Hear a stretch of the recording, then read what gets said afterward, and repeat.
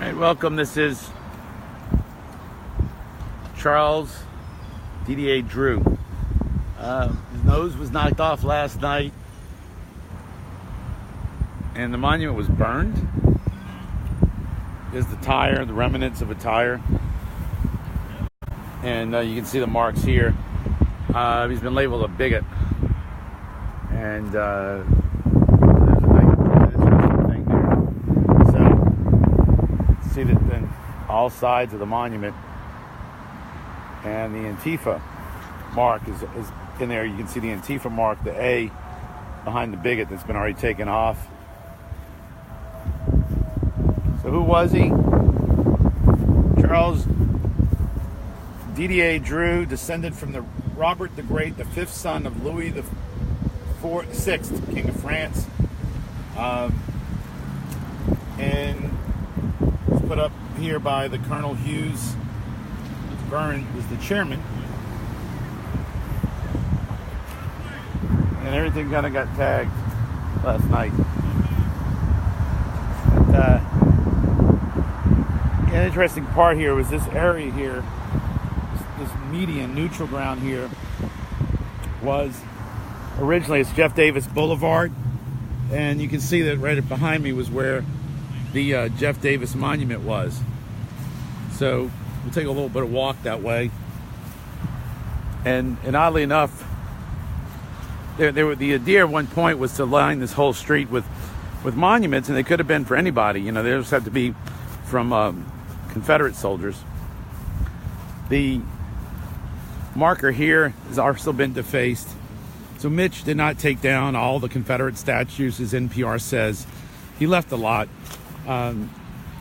This one over here, which we'll get to, is a marker to the gentleman who brought baseball to New Orleans. He, Toby Hart. He was a captain, and this has been removed, but you can still see it says Captain Toby Hart, and he was in the artillery. He was a guy, as I researched some of these guys and what they did, you can see the Dreux in the background. The Toby was defended against Grant's army coming in from New Orleans into Mississippi on July 4th, 1863, I believe. It might be 62. And he later displayed baseball at the World's Fair of 1884. His son, and that's what was taken away. No, here. This was placed by his son. So it really wasn't done to do anything that's racist or white supremacist or whatever.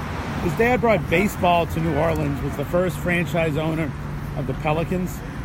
And it's all about just saying, hey, I want to do something for my dad. Who doesn't? Or doesn't want to do something if you're the daughters of the Confederacy for your husband or your son or your dad. And that's what a lot of these markers were supposed to be, as a way of educating people who were the players in New Orleans. So anyway, I'm enamored with Toby. I'll come back to this, because if you ever drive through Mississippi at Vicksburg, the bridge where it crosses into Louisiana, if you get off there and go to the visitor center, there is a Louisiana Circle, and Toby Hart's there, along with Ogden and a few other people who were Louisianans who decided to try to stop Grant from coming into Mississippi. And these guys are all being defaced now.